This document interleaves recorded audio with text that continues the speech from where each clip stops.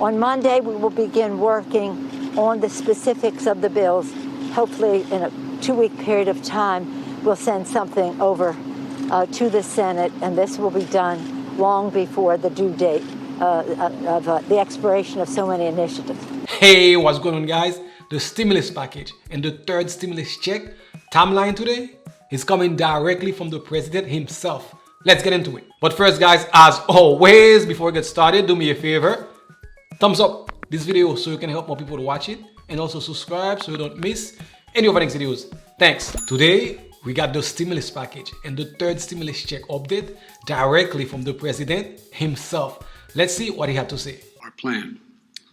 And the January job numbers came out today. And while we're grateful for everyone who found work and is earning a paycheck, it's very clear our economy is still in trouble. We added just 6,000 private sector jobs in the country last month. Overall, we added 49,000 jobs. And this at a time when we have more than 10 million people out of work. 4 million people have been out of work for 6 months or longer. And 2.5 million women have been driven from the workforce. 15 million Americans are behind in the rental payments. 24 million adults and 12 million children literally don't have enough food to eat. These aren't Democrats or Republicans, they're Americans, and they're suffering. They're suffering not because of anything they did. Through no fault of their own, they're suffering. Once-in-a-century virus has decimated our economy, and it's still wreaking havoc on our economy today. And so much of it is still about the virus. We're still in the teeth of this pandemic. In fact, January was the single deadliest month of the whole pandemic. We lost nearly 100,000 lives. I know some in Congress think we've already done enough to deal with the crisis in the country. Others think that things are getting better and we can afford to sit back and either do little or do nothing at all. That's not what I see. I see enormous pain in this country. A lot of folks out of work. A lot of folks going hungry, staring at the ceiling tonight wondering, what am I going to do tomorrow? A lot of folks trying to figure out how to keep their jobs and take care of their children. A lot of folks reaching the breaking point. Suicides are up. Mental health needs are increasing. Violence against women and children is increasing. A lot of folks are losing hope.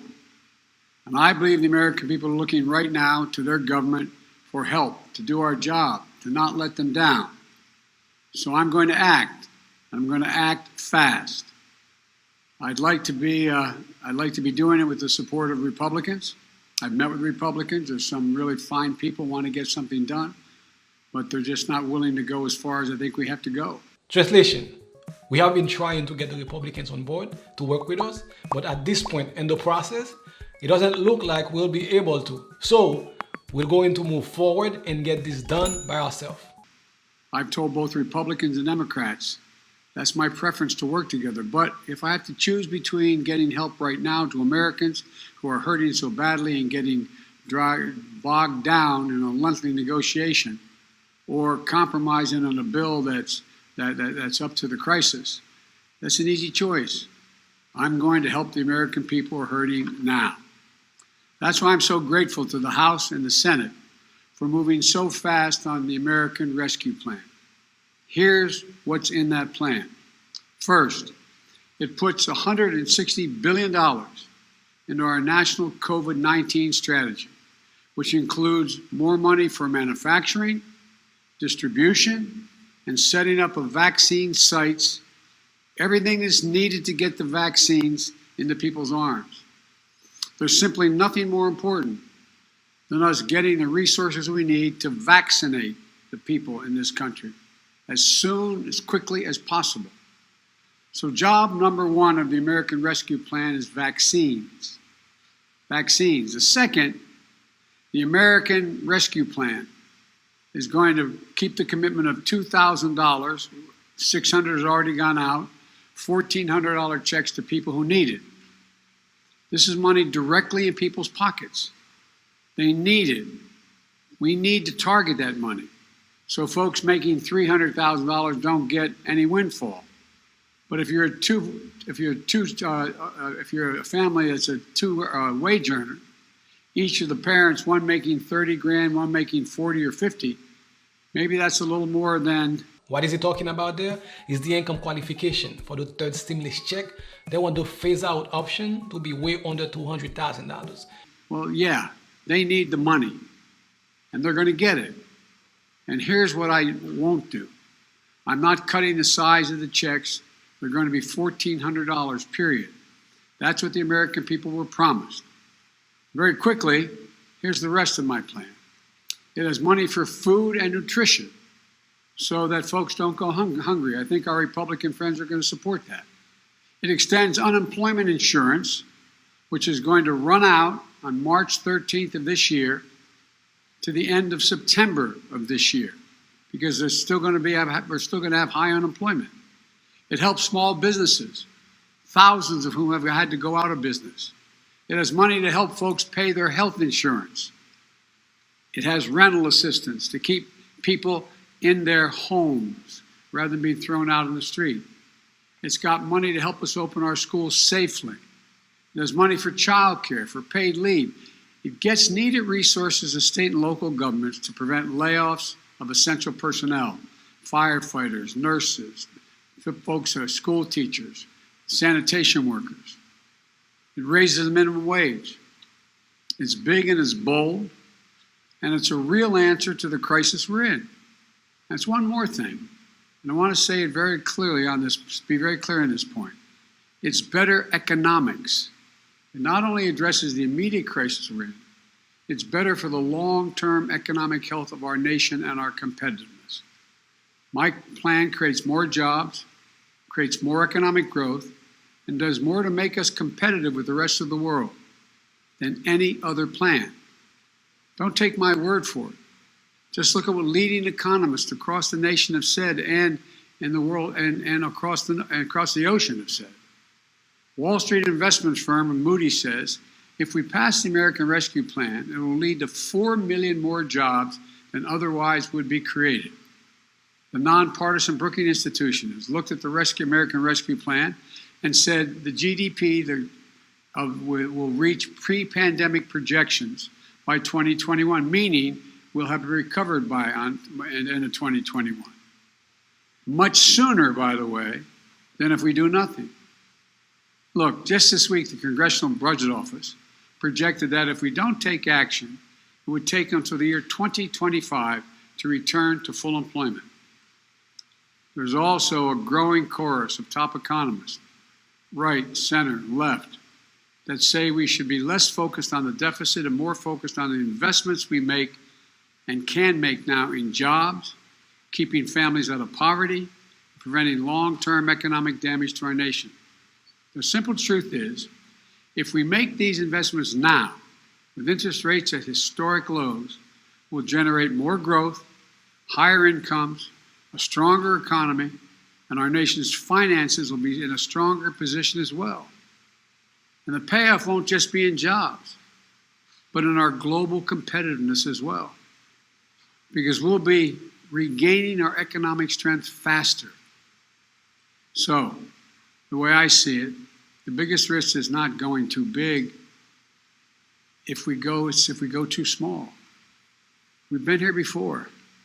When this nation hit the Great Recession that Barack and I inherited in 2009, I was asked to lead the effort on the Economic Recovery Act to get it passed. It was a big recovery package, roughly $800 billion. I did everything I could to get it passed, including getting 3 Republicans to change their votes and vote for it.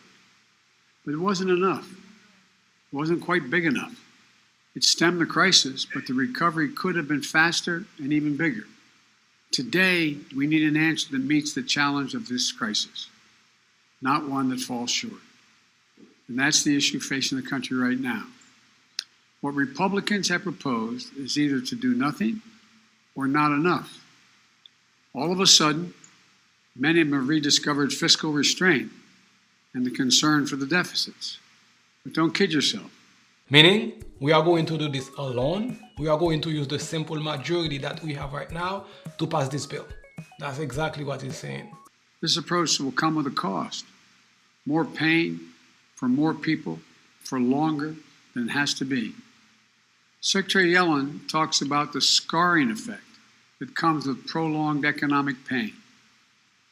We see that scarring effect in economic data, but more important, we can see it in the lives of people living with long-term unemployment, living in hunger, at wits' end over how to keep their jobs, take care of their kids. And then she talks about the need to alleviate long-term suffering in the economy. We can do that. We don't have to wait until 2025 to get back to full employment, which will be the case if we don't do this. Again, independent analysis from places like Moody's on Wall Street, Brookings Institution, the American Rescue Plan could achieve that by the beginning, full employment by the beginning of next year. So to me, this is what this moment comes down to. Are we going to pass a big enough package to vaccinate people, to get people back to work, to alleviate the suffering in this country this year? That's what I want to do. Or are we going to say to millions of Americans who are out of work, many of whom have been out of work for 6 months or longer, who've been scarred by this economic and public health crisis, don't worry, hang on, things are going to get better. We're going to go smaller, so it's just going to take us a lot longer, like until 2025. That's the Republican answer right now. I can't in good conscience do that. Too many people in the nation have already suffered for too long through this pandemic and economic crisis. And telling them we don't have the money to alleviate their suffering, to get to full employment sooner, to vaccinate America after $8 trillion in deficit spending over the past 4 years, much of it having gone to the wealthiest people in the country, is neither true nor necessary. We do have the resources to get to full employment sooner. We do have the tools to reduce a lot of suffering in this country. We just have to choose to use them. So it's time to act. We can reduce suffering in this country. We can put people back to work. We can gain control of this virus. That's what the American Rescue Plan does. And that's what I'm determined to do. And that's what I hope we're going to be able to do in the near term. So may God bless you all. May God protect our troops. And I truly believe real help is on the way. Thank you all so very much. There you have it, folks. They are moving full steam ahead with the simple majority to get this bill done, pass it, and get the money out as quickly as possible. The House Speaker and the House leadership also had a meeting at the White House today with the President on the next stimulus package. On Monday, we will begin working on the specifics of the bills. Hopefully, in a 2-week period of time, we'll send something over to the Senate, and this will be done long before the due date of the expiration of so many initiatives. In terms of this meeting, the President was his usual values-based, knowledge-informed, and strategic thinking in his presentation. It was a joy to hear his commitment to meeting the needs of the American people, open, as we all are, to bipartisanship, but nonetheless interested in getting results as soon as we can in the best possible way. We passed a reconciliation bill, and we will later today, to have as an option. We would hope we can proceed in a bipartisan way, and that was part of the thrust of our meeting with the President.